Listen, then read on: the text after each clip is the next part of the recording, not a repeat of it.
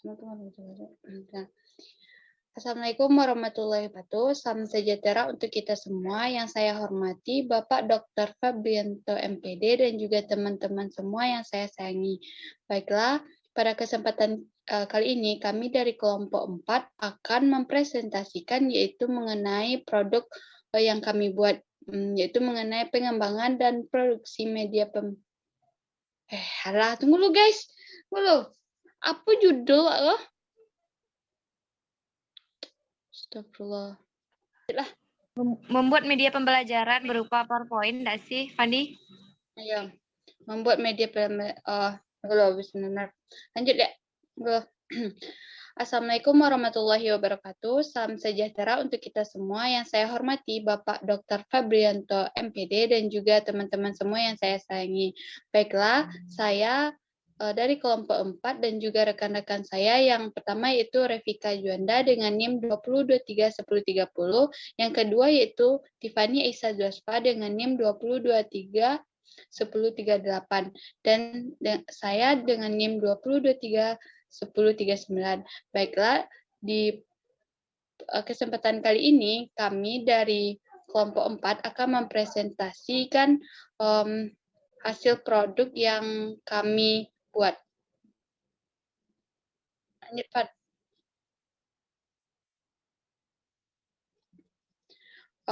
Baik, slide yang pertama ini akan dijelaskan oleh rekan saya, yaitunya Revika Juanda. Kepada Revika, disilahkan. Baik, terima kasih kepada Saudari Ufa yang telah mempersilakan saya untuk menjelaskan materi pertama. Yang pertama yaitu mengenai tentang konsep PowerPoint itu sendiri.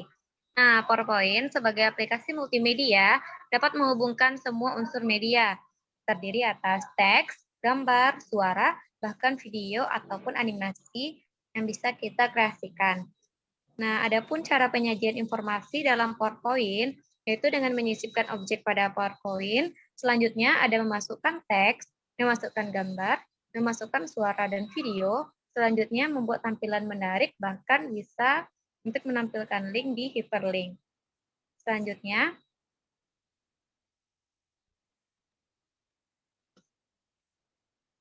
nah, adapun beberapa fasilitas yang disediakan untuk membuat tampilan menarik dari PowerPoint itu ada dua, yaitu ada ribbon design dan ribbon animation.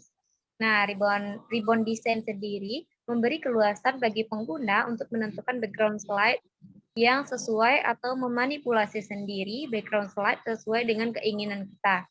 Untuk memanipulasi background slide, dapat memanfaatkan fasilitas dari colors, background style, background fill, dan effects yang dapat kalian lihat di PowerPoint. Selanjutnya ada ribbon animation, di mana dengan fasilitas ini, gambar-gambar dan teks akan muncul ke layar dengan cara tampil bervariasi, memungkinkan gambar atau objek lain tampil dari arah yang berbeda atau dengan cara yang berbeda. Selanjutnya, nah, adapun teknis mengemas materi pelajaran menjadi bahan pelajaran di PowerPoint itu sendiri ada 5. Yang pertama, kesesuaian dengan tujuan yang harus dicapai. Di sini, pengemasan materi pelajaran diarahkan untuk mencapai tujuan pembelajaran secara optimal. Kedua, kesederhanaan. Nah, bahan pelajaran dikemas dengan tujuan untuk mempermudah siswa belajar dengan kesederhanaan tadi. Selanjutnya ada unsur-unsur desain pesan. Nah, dalam setiap pengemasan sebaiknya terdapat unsur gambar dan caption agar PowerPoint yang dijelaskan lebih dimengerti. Selanjutnya ada pengorganisasian bahan. Bahan pelajaran lebih mudah dipahami dalam bentuk unit-unit terkecil atau pokok-pokok bahasan dibandingkan dengan materi panjang yang dilampirkan pada PowerPoint yang kita buat. Selanjutnya ada petunjuk cara penggunaan. Nah, materi harus disusun beserta petunjuk cara penggunaannya. Baik, sekian penjelasan dari saya. Saya kembalikan kepada Saudari Ufa Mardia. Baik, terima kasih kita ucapkan kepada Revika Juanda. Untuk materi selanjutnya yaitu akan saya sampaikan sendiri, yaitu mengenai hal-hal yang diperhatikan dalam mendesain presentasi PowerPoint. Yang pertama yaitu sajian informasi disesuaikan dengan proporsi media sajian. Yang selanjutnya yaitu memilih huruf-huruf yang memiliki karakter yang jelas dan tegas. Contohnya saat kita membuat PowerPoint, kita harus menentukan berapa maksimal ukuran huruf tersebut untuk ditampilkan. Selanjutnya itu maksimal 3 jenis warna dalam satu sajian PowerPoint. Jika kita menggunakan terlalu banyak warna pada PowerPoint, maka orang-orang akan teralihkan pandangannya ke warna-warna yang lain tersebut. Yang selanjutnya yaitu tampilkanlah unsur teks, gambar, video, animasi, dan suara pada presentasi. Yang mana ini untuk membuat siswa atau orang yang melihatnya tertarik. Yang selanjutnya itu background atau gambar harus sesuai dengan tema yang kita presentasikan. Tidak mungkin kan kita membuat PowerPoint tentang genetika, kita tampilkan tentang atom. Yang selanjutnya itu mengenai pemilihan warna background dan teks. Jika kita menggunakan warna yang sangat kontras untuk ditampilkan pada saat presentasi, itu akan membuat mata seseorang akan cepat merasa lelah karena warnanya tersebut terlalu mencolok untuk dilihat. Jadi kita harus menggunakan warna-warna yang seperti warna hitam, warna yang bisa kita melihat lebih lama.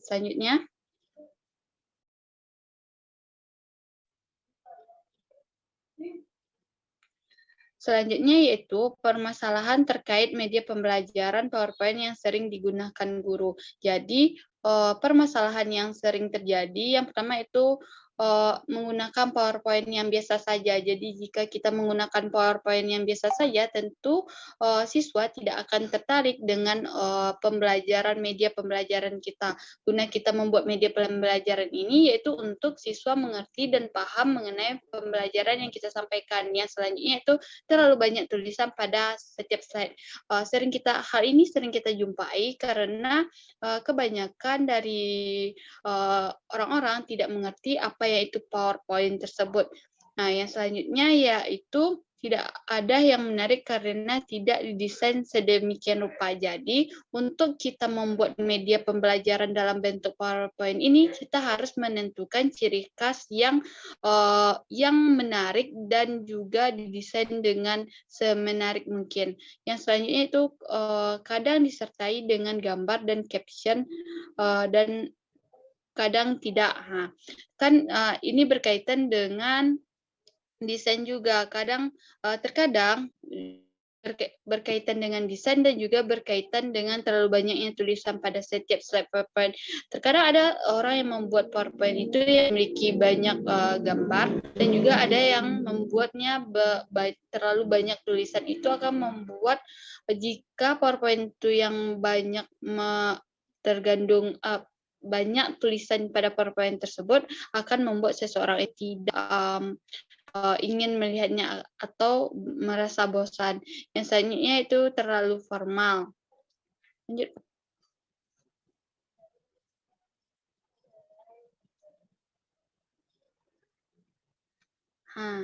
Yang terakhir yaitu mengenai teori pembuatan PowerPoint, di mana dalam pembuatan PowerPoint ada teori pembuatannya, yaitu teori perkembangan anak. Menurut Piaget, dalam jenis perkembangan kognitif, anak dapat dibagi menjadi 4 tahap, yang mana tahap pertama itu mengenai tahap sensorik dan motorik, tahap kedua yaitu tahap operasional, yang ketiga itu tahap operasional konkret, dan yang keempat tahap operasional formal. Yang mana di setiap tahap ini memiliki ciri khasnya tersendiri. Baik, ini yang kami sampaikan di kelompok 4. Untuk penjelasan mengenai prod-nya akan dijelaskan oleh teman saya, yaitunya Tiffany. Kepada Tiffany, disilahkan.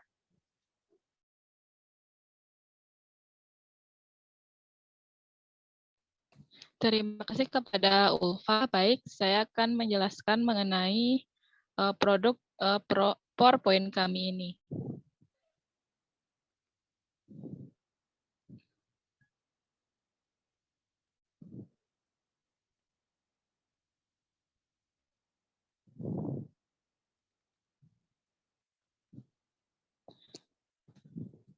Nah, seperti yang bisa dilihat bahwa produk PowerPoint kami ini diawali dengan judul dari materi yang ingin disampaikan. Jadi materi yang diambil adalah zat aditif dan zat adiktif.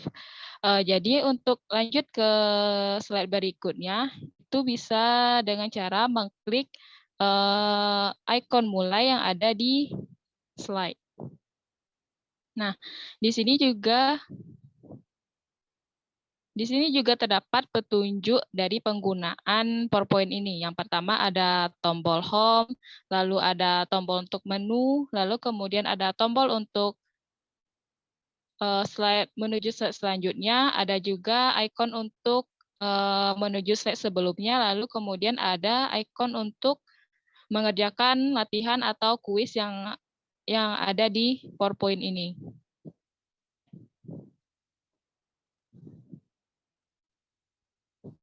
Nah, baik, di sini juga ada menu utama, di mana menu utama ini juga ada berisikan kompetensi dasar, tujuan pembelajaran, materi, dan evaluasi. Nah, di sini untuk menuju kompetensi dasar bisa langsung dengan mengklik ikon kompetensi dasar. Nah, di sini dijelaskan yaitu kompetensi dasarnya yaitu KD 3.6, yaitu menjelaskan berbagai zat adiktif dalam makanan dan minuman, zat adiktif serta dampaknya terhadap kesehatan. Nah, untuk kembali ke menu utama tadi, kita bisa mengklik menu ini, menu home. Lalu kemudian kita bisa beralih ke tujuan pembelajaran dengan langsung mengklik ikon tujuan pembelajaran. Nah, di sini bisa terlihat jelas bahwa terdapat penjabaran mengenai tujuan pembelajaran peserta didik. Lalu kemudian kita bisa mengklik tombol next atau selanjutnya. Nah, ini merupakan slide dari materi. Di sini kita bisa lihat ada materinya mengenai jenis-jenis zat aditif dan jenis-jenis zat adiktif. Untuk menuju ke menu zat aditif, kita bisa langsung mengklik jenis-jenis zat adiktif. Nah, bisa kita lihat di sini PowerPoint di sini yaitu digunakan bentuk huruf yang berbeda-beda dan kemudian warna yang berbeda juga disertai dengan gambar. Hal ini bertujuan agar peserta didik dapat memahami materi yang terdapat pada PowerPoint ini. Lalu kemudian tujuan adanya gambar supaya peserta didik tidak bosan dalam membaca PowerPoint ini. Teks yang dimasukkan pun juga tidak terlalu banyak, hanya intinya saja. Untuk kembali ke menu materi, kita bisa mengklik ikon yang berada di sudut kanan atas, yaitu untuk kembali ke materi. Lalu kemudian kita bisa mengklik jenis-jenis zat adiktif pada ikon slide materi. Nah, sama seperti yang tadi juga, di sini juga dibuat tulisannya berwarna, lalu juga disertai dengan gambar, dan teksnya juga tidak terlalu banyak, agar peserta didik tidak bosan dalam membacanya. Kemudian langsung kita next-kan saja.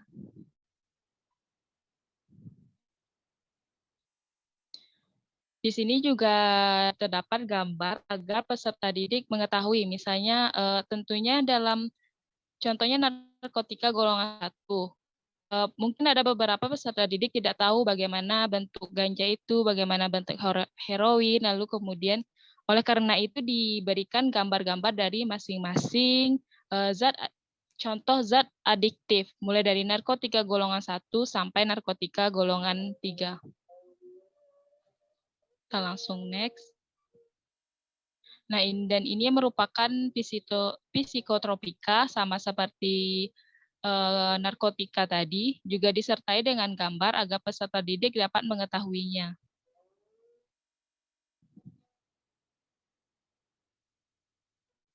Langsung kita next-kan saja.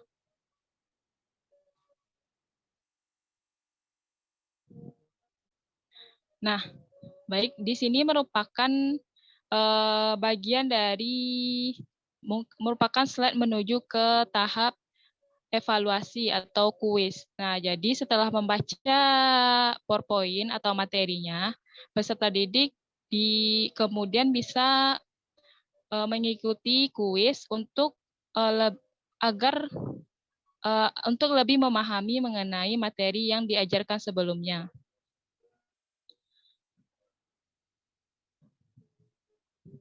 Nah, di sini terdapat ada pertanyaan bahan pewarna yang disarankan untuk dipakai dalam produk makanan dan minuman adalah. Nah, jika peserta didik menjawab salah, maka akan ada keluar ikon salahnya. Nah, yang berwarna merah itu. Lalu, nah jika peserta didik tidak tahu jawabannya, peserta didik bisa kembali untuk membaca materi dengan mengklik tombol yang berada di sudut kanan atas. Di sini. Nah, di sini kemudian kembali lagi ke materi.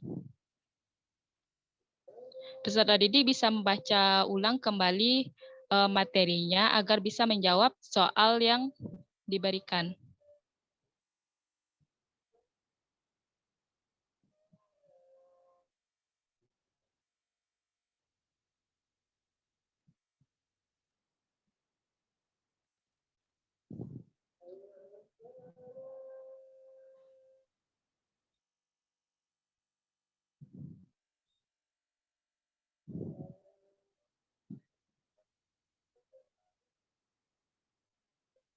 Nah, soal berikutnya juga sama seperti itu juga.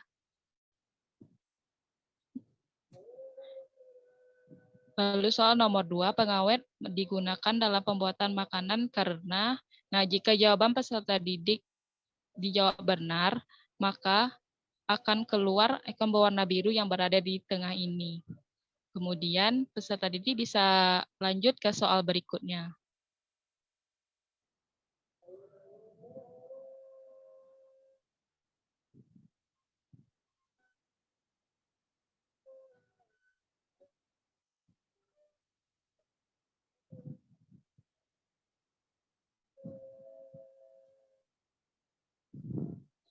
Nah, ini sudah selesai dalam mengikuti latihan evaluasi atau kuis yang telah diberikan. Jadi kelebihannya yaitu dalam PowerPoint ini yaitu memudahkan menyampaikan materi. Nah, jadi seperti yang kita tahu materi dari zat aditif dan zat aditif ini lumayan banyak. Nah, jadi dengan media PowerPoint ini kita dapat meringkasnya lagi agar peserta didik lebih memahami materi yang akan mereka pelajari. Lalu kemudian mudah digunakan karena PowerPoint ini tidak hanya bisa digunakan di laptop, tapi juga bisa digunakan di HP. Lalu kemudian untuk mengaksesnya juga tidak diperlukan akses internet karena ini bisa dibuka walaupun tidak ada akses internetnya. Baik, sekian penjelasan dari saya kembalikan kepada moderator. Baik, terima kasih kepada Tiffany yang telah menjelaskan mengenai produk tentang media pembelajaran yaitu dari PPT. Jadi dapat kita simpulkan bahwa kita dapat membuat media pembelajaran itu dengan menarik itu menggunakan aplikasi dan juga seperti PPT ini, yang mana PPT ini memiliki banyak keunggulan, yaitunya seperti bisa diakses tanpa internet, bisa di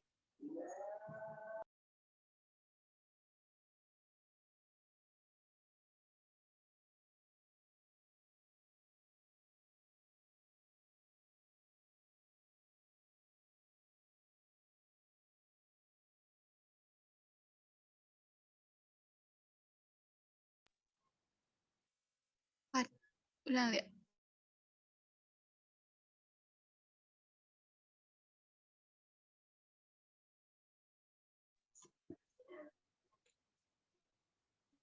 Baik, terima kasih kita ucapkan kepada Tiffany yang telah menyampaikan